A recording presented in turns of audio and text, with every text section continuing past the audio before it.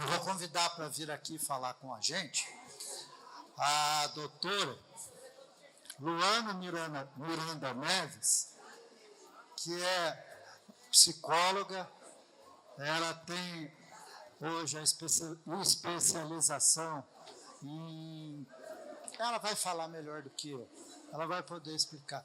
E ela é minha sobrinha e minha filhada também.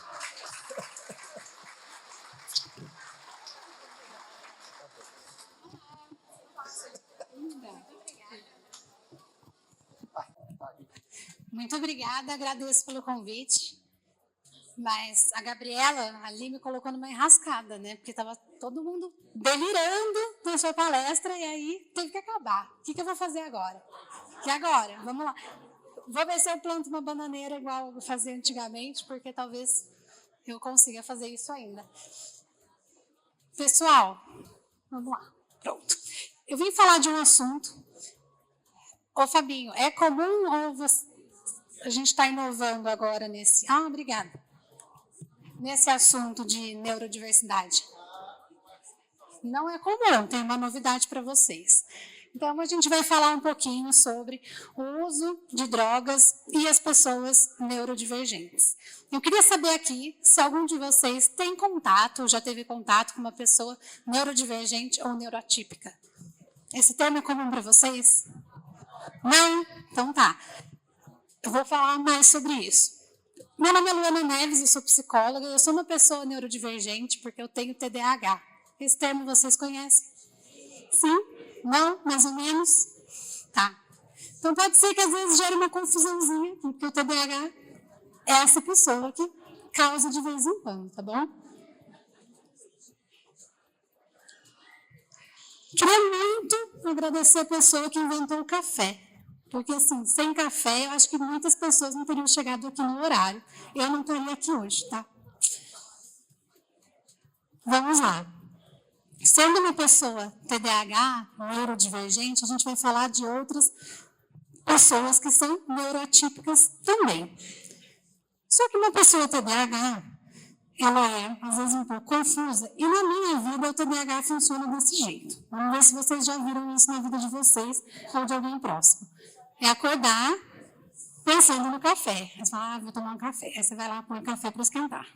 Só que daí, é uma loucura assim na cabeça da pessoa atípica. Porque na hora que ela coloca o café ali para esquentar, ela fala, bom, tem 3 minutos até essa água ferver.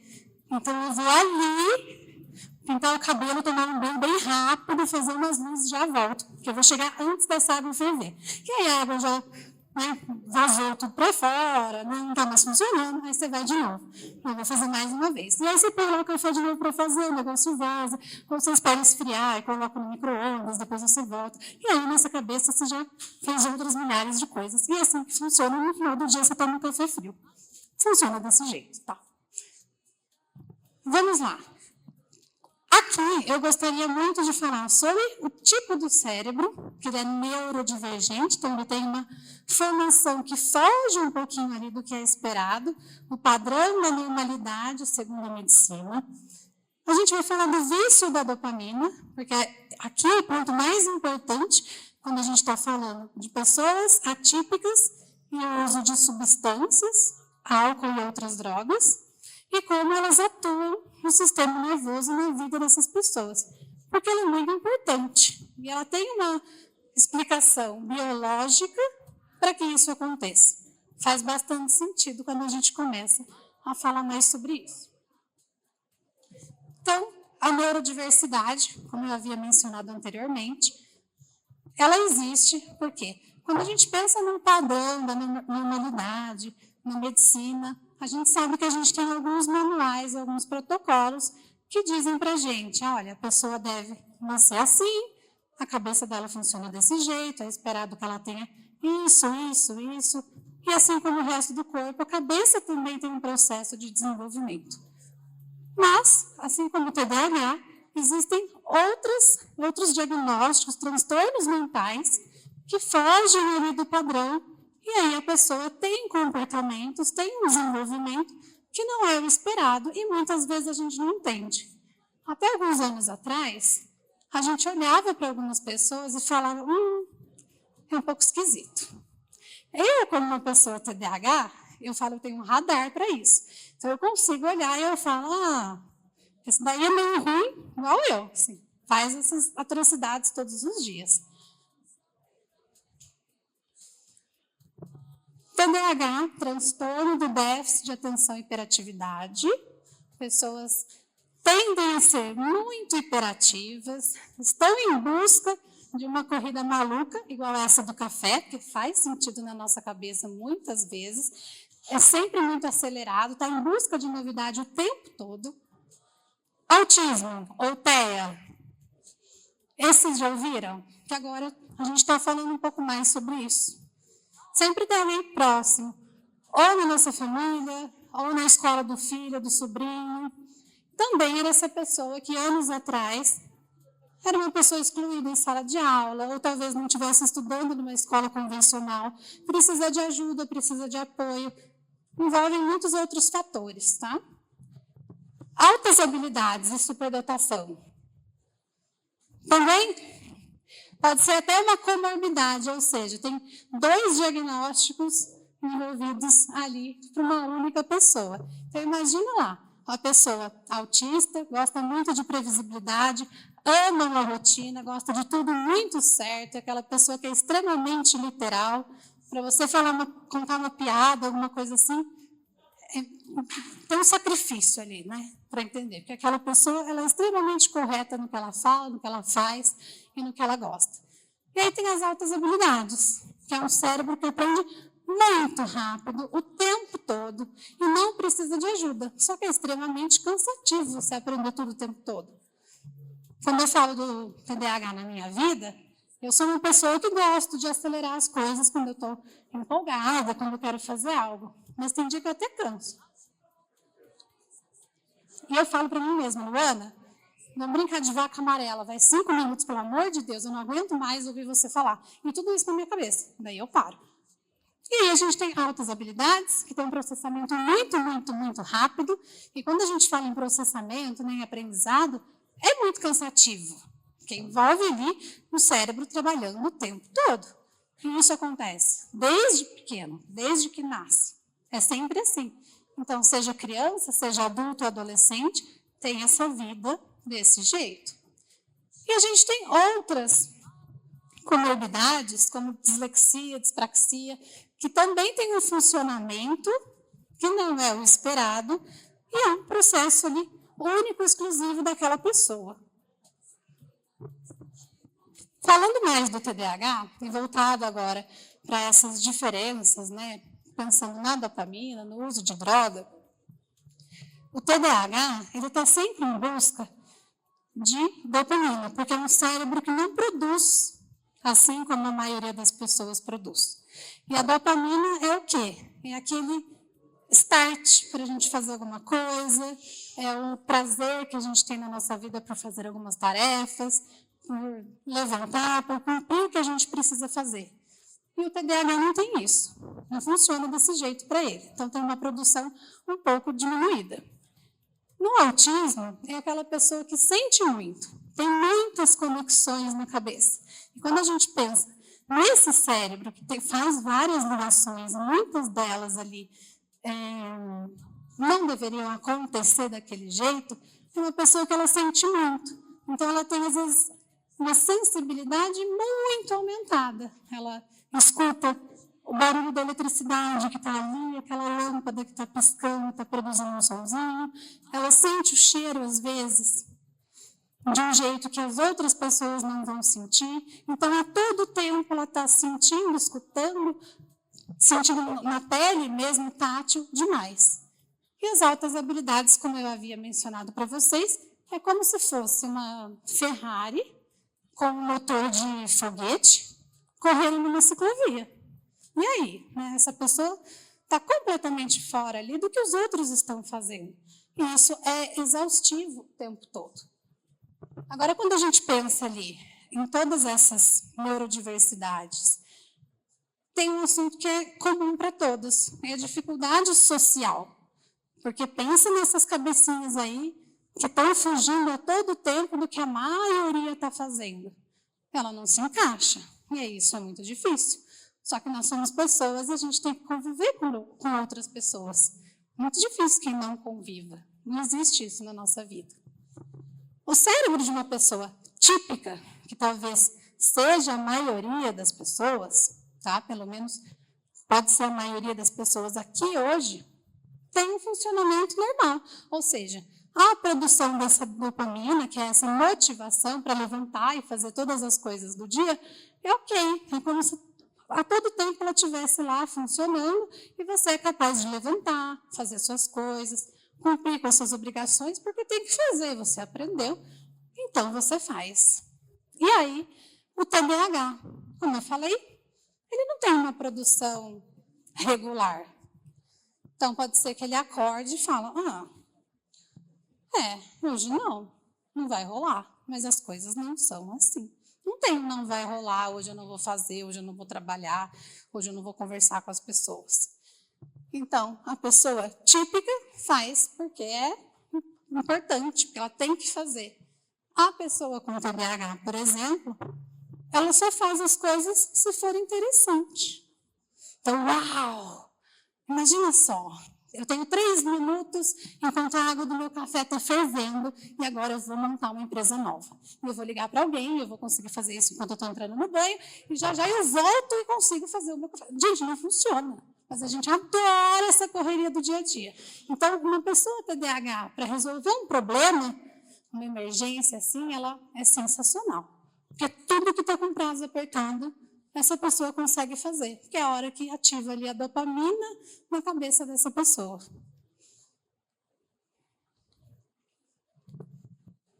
Bom, falando desse combustível, é um caos. Porque imagina todos os dias você ter que pensar que sua cabeça só funciona se você estiver numa correria.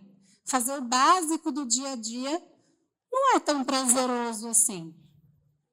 Mas tem que ser feito, certo? E aí, o que a gente faz quando não tem isso? Eu só faço se eu estiver muito empolgada ou se eu estiver com o prazo extremamente apertado. Eu posso procrastinar, eu vou esperando. Aí, quando o prazo chega, eu falo, agora sim. Agora eu estou empolgada, porque ou eu faço isso de madrugada, ou amanhã eu não consigo entregar o que eu estou devendo. E aí é empolgante para essa pessoa. Quando a gente pensa nesse processo do cotidiano, o que eu faço com uma pessoa com TDAH, talvez, que ela não saiba que tem TDAH? Uma pessoa autista que sente tudo isso que eu mencionei para vocês, que está prestando atenção em tudo que está acontecendo, que sabe quem cruzou a perna ali do lado, o perfume que a outra pessoa passou, quem está tossindo, quem levantou, sente tudo ao mesmo tempo e ainda tem que prestar atenção na conversa, só que não consegue, porque está sentindo muita coisa. Fora isso, tem a pessoa lá com altas habilidades, por exemplo, que também tem essa questão social, sabe de muita coisa, sabe muito mais que todo mundo consegue aprender e também precisa se relacionar, ela também precisa trabalhar, ela tem que ir para a escola. E no dia a dia, é extremamente exaustivo, porque ela cansa de conversar com as pessoas, já que ela está aprendendo muito mais. Então, tudo no dia dela perde um pouco a graça. É aí que as drogas acabam entrando. Falando só desses cérebros, tá, gente? Comumente acontece o quê? Da pessoa começar ali a adolescência, e aí ela tem contato com álcool. Quando ela toma lá um golinho de alguma coisa, começa a sair, ela tem uma conversa com os amigos, os colegas, como ela nunca teve. Porque aí ela consegue ficar mais tranquila, ela consegue prestar atenção na conversa da outra pessoa, ela consegue ter um bate-papo ali sem ter que falar sobre coisas extremamente técnicas, pensando em alguém com altas habilidades, ela fica confortável naquela relação. Então, ela tem uma troca ali que flui. Ela fala, é assim que será a cabeça das pessoas? Nossa, interessante. Então, agora eu consegui conversar. Quem sabe agora eu não vou ter um namoradinho, uma paquera. Estou conseguindo fazer essa troca. A maconha nesse cérebro atípico, que escuta, que sente, que está ativo o tempo todo, ela vai dar uma baixada em toda essa energia. E a pessoa consegue ficar mais tranquila, menos ansiosa, sem ter que pensar em uma conversa, o que o outro está pensando para poder responder. Será que eu vou ter que me encaixar? Então, tudo isso dá uma amenizada e a pessoa fica mais relaxada. Pode parecer que a maconha, do jeito que eu esteja falando, não seja exatamente assim, mas eu estou falando de cérebros específicos, tá? Que tem essa necessidade diferente. E aí a gente pensa no cigarro, na cocaína, que muitas vezes eles vão dar um foco para aquela pessoa, por exemplo, com TDAH. Desligar tudo que ela está percebendo no ambiente, sentar e trabalhar. Ou então, fazer o básico do dia a dia. Que a pessoa com TDAH, ela procrastina muito. Porque, como eu disse para vocês, ela só faz tudo quando o prazo está ali, ó, em cima. E isso acaba acontecendo, na maioria das vezes, porque isso dá certo. Que a pessoa com TDAH, a pessoa neuroatípica, ela faz em cima da hora procrastinando, mas ela faz muito bem feito. Então, na hora de entregar alguma coisa, de fazer alguma atividade, uma tarefa de casa ou um trabalho, ela vai ser excelente. Então, isso faz com que ela continue sendo assim. Mas ela tem que continuar trabalhando um pouco todos os dias, não muito em uma madrugada por mês. Tem que saber distribuir, e isso é muito difícil. Falando nas drogas, a gente sabe o quê? Que isso pode ser maravilhoso nesse primeiro momento, né? A gente pensar num adolescente, numa criança que cresceu com pouquíssimos amigos, sofrendo bullying, ela foi lá e tomou alguma coisa junto com os amigos na festa e ela se sentiu bem, é ótimo, afinal de contas, ela não tinha isso antes. E aí fica essa balança para a gente dosar. E agora? O que a gente vai fazer? Então, a conta disso tudo é muito alta. E a gente está falando sobre pertencimento. Não tem cabeça mais difícil do que a cabeça de um adolescente. Alguém tem filho adolescente? Tem, né? Muitos. A adolescência é uma fase dificílima. Passa tudo na cabeça dessa pessoa. Tudo. E de um neurotípico passa mais ainda. São milhares de dificuldades. É como se entrar nesse mundo agora fizesse ele pertencer. Então, os meus amigos saem, e para eu sair e tolerar o barulho, falar sobre besteira, que para a pessoa, por exemplo, com altas habilidades de superdotação, falar sobre assunto bobo no dia a dia, do cotidiano, é muito difícil. Mas aí quando ele imita os amigos, né, que a gente chama às vezes de coping, ou a gente fala de masking, né, que a pessoa se mascara, ela imita os amigos e ela consegue fazer as mesmas coisas. E aí ela consegue sair de casa, então ela está pertencendo. E é isso que mais importa na adolescência. É ter o grupo, fazer parte de uma tribo. Não tem nada mais importante que isso para um adolescente. Ele se encaixar. Quando essa pessoa é adulta, passou ali a adolescência, ela teve o grupo dela, com vários altos e baixos, porque é insustentável isso, né, de forma saudável, digamos. A gente vai falar o TDAH, que é esse viciado aí na urgência, que quer lidar com prazos, correria e com o circo pegando fogo o tempo todo. Então, ele está sempre buscando ali uma maneira de ficar focado, de hiperviciado, de ficar ligado no trabalho o tempo todo, colado ali com o serviço e na quantidade de entrega. Ainda mais agora, né, quando a gente fala muito sobre idolatrar, digamos, o excesso de trabalho, né? Pessoas que são workaholic, aquele lá trabalha o dia inteiro, que orgulho dessa pessoa. Opa, como que ela está fazendo isso? Saudável não pode ser. De vez em quando, tudo bem, mas não sempre. A pessoa autista, que é viciada lá no controle, deixar tudo muito organizado, super estruturado, como que ela faz isso todos os dias, sendo uma pessoa adulta? Porque não tem como a gente ter controle de tudo, né? Pensar em previsibilidade. E o superdotado, que quer salvar o mundo às 3 horas da manhã, porque ele acha que ele vai resolver tudo, já que ele sabe muita coisa e ele aprende muito rápido.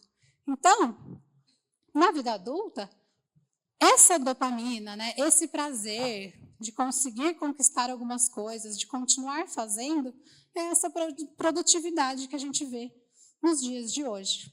Então, a gente troca o prazer da festa, né, do sair lá do adolescente, de encontrar os amigos, de passar horas e horas na rua, para colorir planilha e entregar no dia seguinte. Linda, maravilhosa. Olha essa planilha aqui cheia de abas.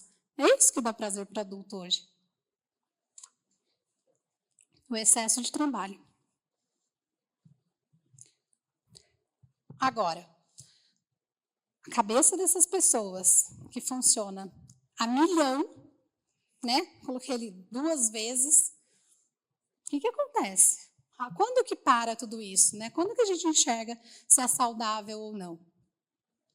É uma pessoa que vive acelerada o tempo todo, e quando ela é acelerada o tempo todo, né? Ela tem lá essa dopamina funcionando na cabeça dela.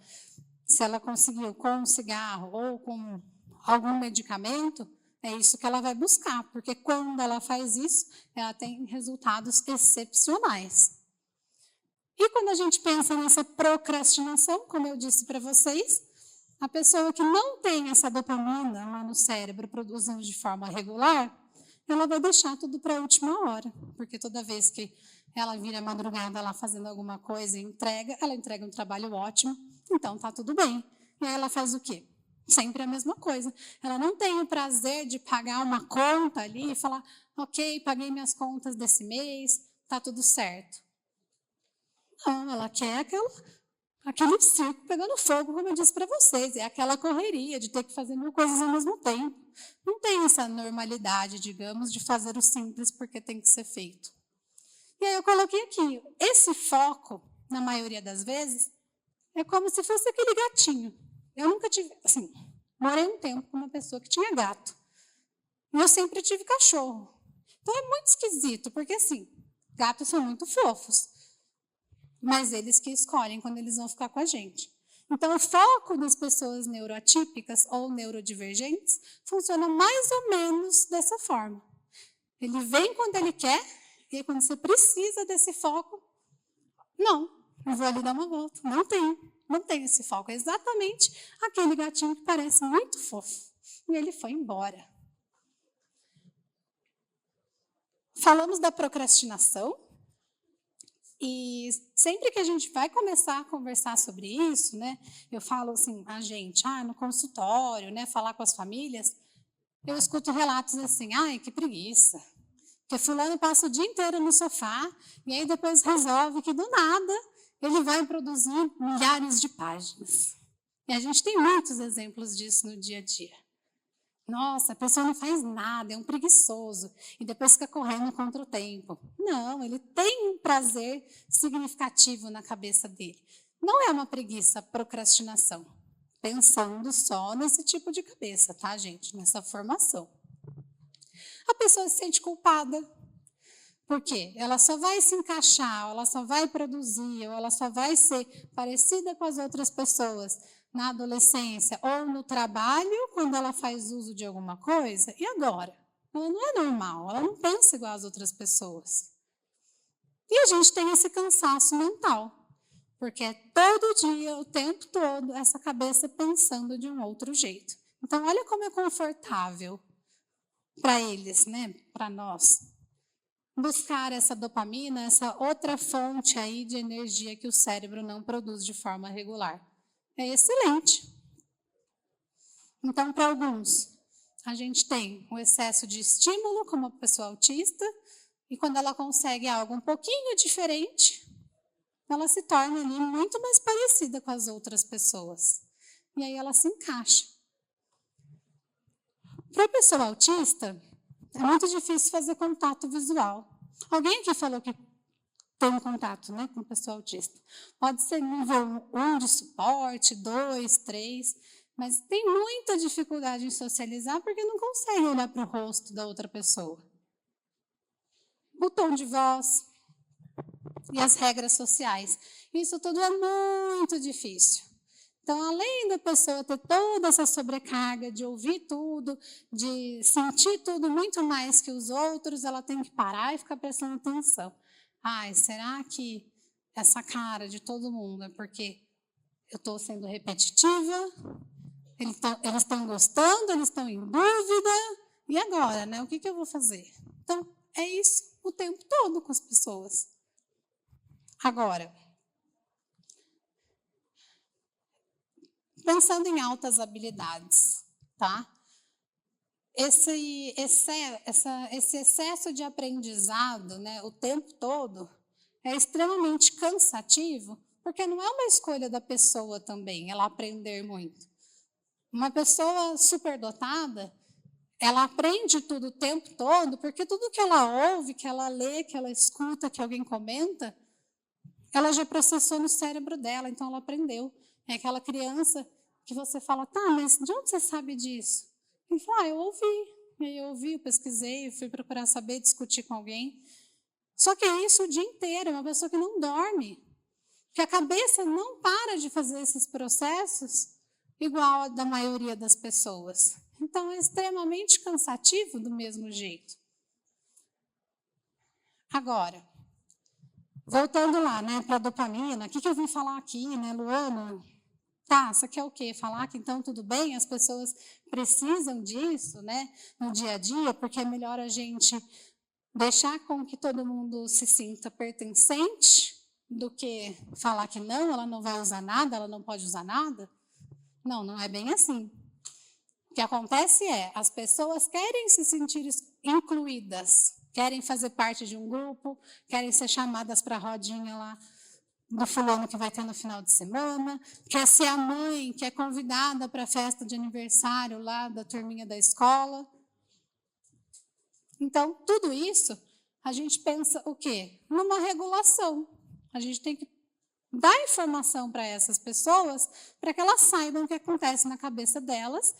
E aí, sabendo disso, que ela não é esquisita, é que o mundo não está preparado muitas vezes para conviver com esse tipo de cérebro, precisa saber o que fazer, além disso tudo que a gente já viu.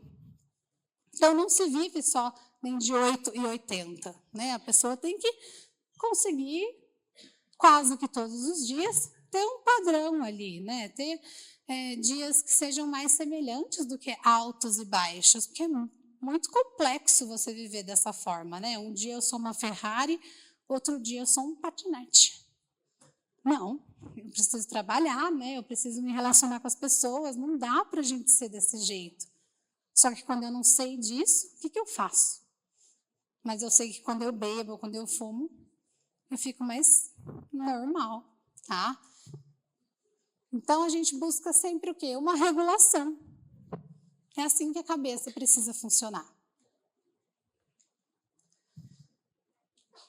Bom, pensando na regulação agora, né? Seria o que esse processo, já que não é incentivar que as pessoas busquem álcool e outras drogas? Ela precisa primeiro entender que isso pode acontecer, que pessoas neurodivergentes podem se encaixar e não precisa ser dessa forma. Então, a gente pode ensinar, pensar um pouquinho ali na base científica, o padrão ouro hoje para tratamento de pessoas. A gente fala em tratamento, mas neurodiversidade não tem cura, a pessoa nasce assim, ela morre assim. Então, ela passa por um acompanhamento que envolve o quê? Padrão ouro é baseado sempre em ciência e muita pesquisa, porque a gente gosta de evidência, né, sobre isso. Coisas que funcionem. A psicoeducação, deixa eu só tomar uma água, que é a pessoa saber desse transtorno e saber o que faz com ele. Então, ela conhecer um pouco melhor esse processo. Ah, minha cabeça funciona desse jeito, eu sou uma pessoa que tem essas dificuldades, e eu preciso buscar formas naturais e que sejam saudáveis, ou seja, sustentável de eu viver e produzir ali dopamina, de eu conseguir fazer minhas tarefas todos os dias, de eu conseguir me relacionar com as pessoas, não só uma vez por semana, não só uma vez por mês, e que nada me prejudique. Isso é uma psicoeducação. Terapia cognitivo-comportamental. Então, é isso que precisa. A gente vai treinar assim, ferramentas junto com essa pessoa para que ela tenha habilidade e autonomia de fazer isso tudo sozinha, de pensar e se organizar e saber o básico do dia a dia, que seja funcional para ela. E na maioria das vezes, no início desse processo, é o apoio médico-psiquiátrico. Aí sim vem o Venvance com receita. Um remedinho ali para dar um up, ligar essa pessoa e fazer ela começar a funcionar num padrão saudável para ela, porque ela não pode entrar e sair de emprego milhares de vezes. Ela não tem 1 milhão de oportunidades de entrar em rodas de amigos e brigar e depois sair. Ela não tem trilhares de possibilidades na vida de se meter em encrencas e depois resolver. Ninguém muda de cidade o tempo todo, ninguém muda de amigo o tempo todo. É muito difícil sustentar isso a longo prazo. Então, aí entra o apoio psiquiátrico, pelo menos para mediar o início dessa vida com mais autonomia e pensando sempre na saúde dele. Então, a neurodiversidade, o cérebro dessa pessoa não nasceu errado, é porque a gente está passando a conhecer um pouco melhor agora, e a sociedade também, para saber que não é todo mundo errado, não é esquisito ser desse jeito, a gente precisa se adaptar a essas pessoas também, nós como sociedade. E essa dopamina natural, saudável, que a gente tanto busca, a gente aprende lá na terapia, lá no psiquiatra, com essa psicoeducação, que muitas vezes a gente precisa de um abraço. Quem gosta de abraço? Um abraço apertado. Ou então, quando tem aquela ideia ridícula, lá vou esquentar meu café, eu vou pintar o cabelo, eu vou abrir uma startup. Em 3 minutos, a gente pode testar e ver se dá certo, mas sabendo que a cabeça funciona assim. Ou então pequenos rituais no dia a dia, que é o quê? Criar rotina, começar e terminar alguma atividade, pensar em exercício físico. Mas que baboseira. É uma baboseira, mas quando a gente pensa lá na roda do nosso dia, o nosso corpo foi preparado e foi criado na configuração de eu vou acordar lá na luz do dia, porque é o momento que meu corpo desperta, eu vou me alimentar a tal hora, meu dia vai ter ali 12, 15 horas, e depois eu vou dormir à noite, porque a gente nós seres humanos não somos noturnos, pensando nas pessoas às vezes que procrastinam, deixam atividades para o final do dia e vai trabalhar de madrugada. Se a gente fosse noturno, a gente teria visão ali igual de morcego, mas aqui alguém enxerga à noite, no escuro?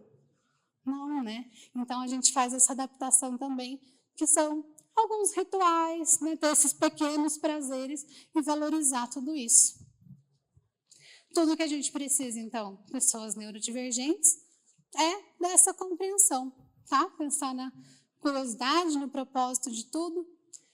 E pessoas que entendam e talvez gostem um pouco desse caos, tá bom? É isso, gente. Muito obrigada.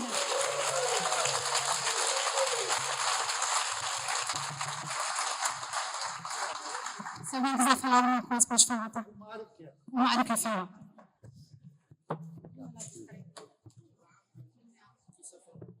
O que eu falei, pô? Que nós estávamos conversando ali, da necessidade que a gente tem de saber. Boa tarde, pessoal. Eu sou Mário César, de Marília. Eu estava conversando com o Fábio agora sobre você aqui, sobre o seu trabalho maravilhoso. Porque é fundamental, como foi dito no início, que a gente trabalhe com evidências, Ela está trazendo evidências para nós sobre muitas coisas que a gente achava que, sei lá, como a Gabriela falou, falta de vergonha, isso, aquilo, outro.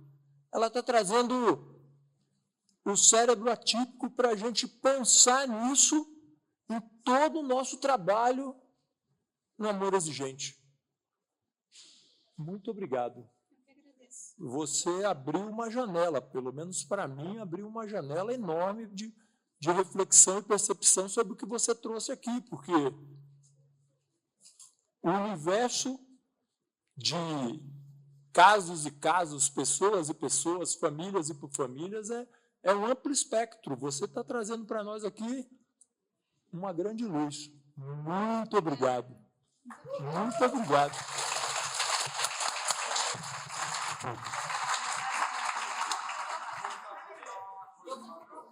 Eu sei, eu gostaria. Vai. Muito obrigada.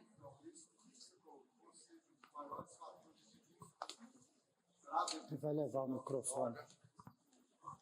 Muitas das vezes, o adolescente, a dependência ou os transtornos pelo uso de substância, o adolescente já está instalado devido ao uso por causa dessas características cerebrais, né? Então, acho que as famílias têm que estar muito de olho, estar ali, naquele lugar, naquela hora. A escola tem um papel muito importante também neste olhar, né? Daquela criança que tem um funcionamento cerebral diferente. Porque se usar, vai ser difícil parar. É isso que eu quero dizer. Filho, eu chamo ela de filho, tá? Eu pedi para a Adriana, sua tia, sua filha, sua madrinha, te dar para deixar uma lembrança, não é, do nosso, é esse mesmo, do nosso encontro. Esse aqui é o nosso certificado. Nós é que agradecemos a tua presença aqui. Muito obrigada.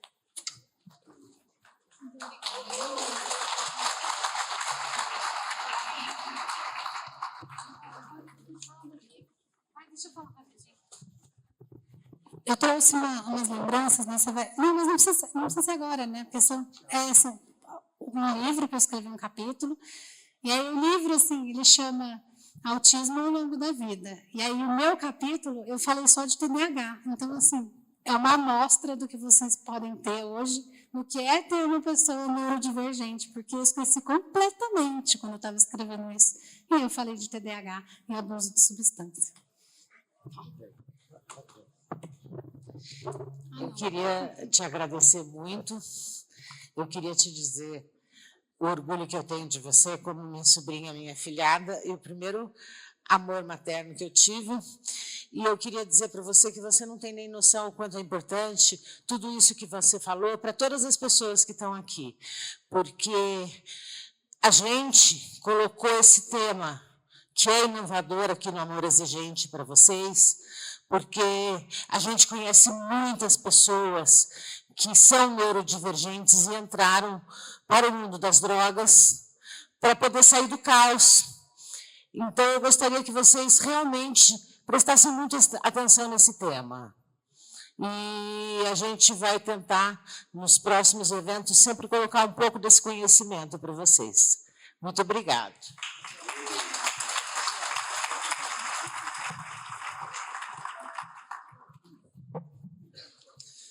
Bom, vamos ver aqui quem vai ganhar.